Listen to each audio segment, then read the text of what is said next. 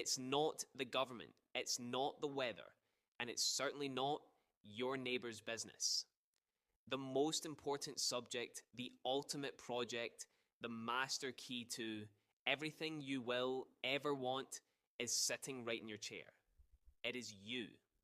There is a phrase I want you to write down, carve it into your mind, and repeat it until it becomes a part of your very DNA. For things to change, you have to change. For things to get better, you have to get better. But if you look around today, what do most people do? They spend their entire lives focusing on everyone else. They focus on what the boss is doing wrong. They focus on what their spouse isn't doing.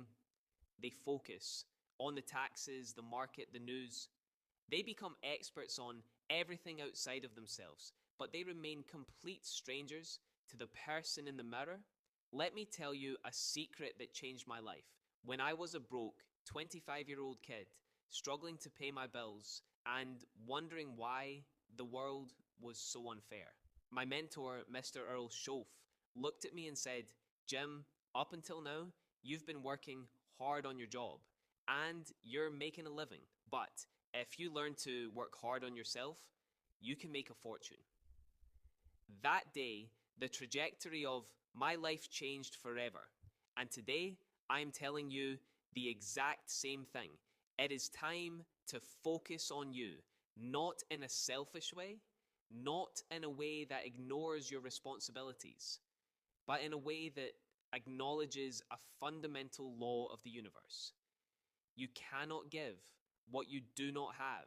You cannot pour from an empty cup. If you want to be a better father, a better mother, a better leader, or a better businessman, you must first build a better you. The illusion of blame. Most people have a long list of reasons why they aren't doing well. They say, if only this would happen, or if only that would change, then I'd be successful. They blame the wind. Now, let's talk about how this shift happens. Success is not something you pursue. Write that down. Success is not something you pursue. Success is something you attract by the person you become. If you run after success, it will elude you, much like chasing a butterfly. It will always fly, just out of your reach. But if you focus on your own development, if you make yourself more valuable, more knowledgeable, more skilled, and more disciplined, then success will come looking for you. It will knock on your door. The 5 major pieces to the life puzzle. To truly focus on yourself, you must inspect the foundation of your life. There are 5 major pieces to this puzzle, and it all starts with your philosophy.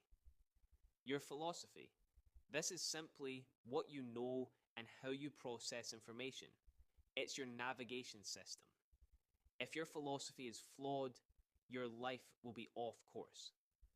A poor philosophy says, I hate my job, so I will do the bare minimum.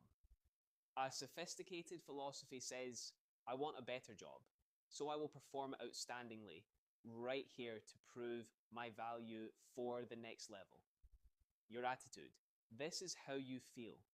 Your attitude towards the past, the present, and the future. If you carry the baggage of the past like a heavy anchor, you cannot sail into the future.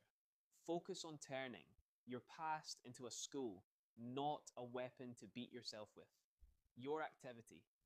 This is what you do. High value philosophy and a positive attitude mean nothing without massive, intelligent action. Don't mistake movement for achievement. It's easy to be busy. It's hard to be productive. Your results. This is the scoreboard. You must constantly check your results. Are you making progress? Is your bank account growing? Are your relationships flourishing? If not, go back to step 1. Your lifestyle.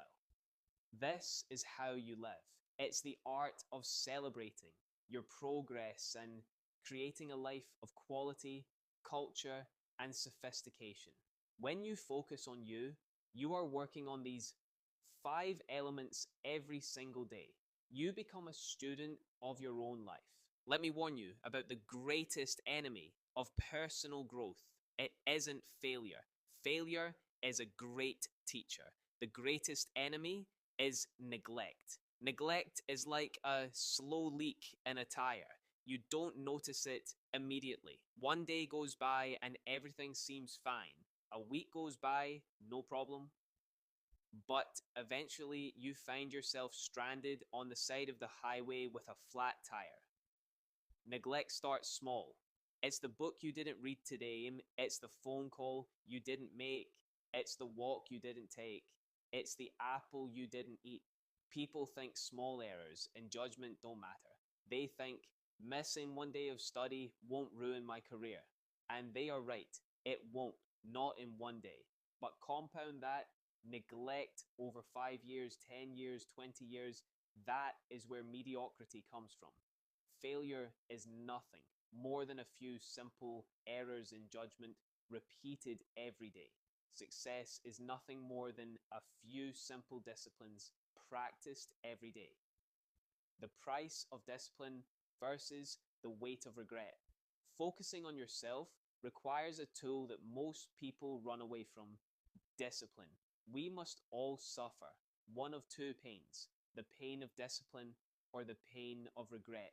The difference is discipline weighs ounces while regret weighs tons. When you choose to focus on yourself, you choose the pain of discipline. You choose to get up an hour earlier. You choose to put down the remote control and pick up a book on financial literacy, leadership, or human behavior. You choose to say no to distractions so you can say yes to your future. Let me give you an extraordinary formula for personal discipline. Start small. Don't try to change your whole life in one morning.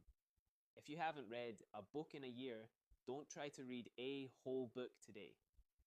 Read 2 pages, just 2 pages. Be consistent. Read 2 pages today, 2 pages tomorrow, 2 pages the day after. By the end of the year, you've read multiple books and your mind is completely different. Now, if you are serious about focusing on yourself, we must talk about a very sensitive yet crucial subject: your association. You cannot fly with the eagles if you keep scratching with the turkeys. You cannot expect to live a high-value, highly disciplined life if you surround yourself with people who have no goals, no ambition, and no desire to grow. Ask yourself these 3 powerful questions about the people in your life. Who am I around? Who are my friends, my peers, my inner circle? What are they doing to me? What are they having me read? What are they having me say? Where are they having me go? How are they making me think? Is that okay? You must evaluate your relationships. Some people require disassociation. You just have to cut them off because they are toxic to your future. Some people require limited association. You can spend a few hours with them, but you can't spend days with them. And some people require expanded association. These are the mentors, the thinkers, the doers. You need to find out where they gather and get in, their presence. Remember, you are the average of the 5 people you spend the most time with. If those 5 people are financially broke, mentally stagnant, and constantly complaining, guess who number 6 is going to be? The garden of the mind. Your mind is like a garden. If you don't plant flowers, weeds will grow automatically. Weeds don't need fertilizer. They don't need rain. They don't need care. Remember the words we started with. For things to change, you have to change. It is your life. It is your future. It is your destiny. It's time to focus on you.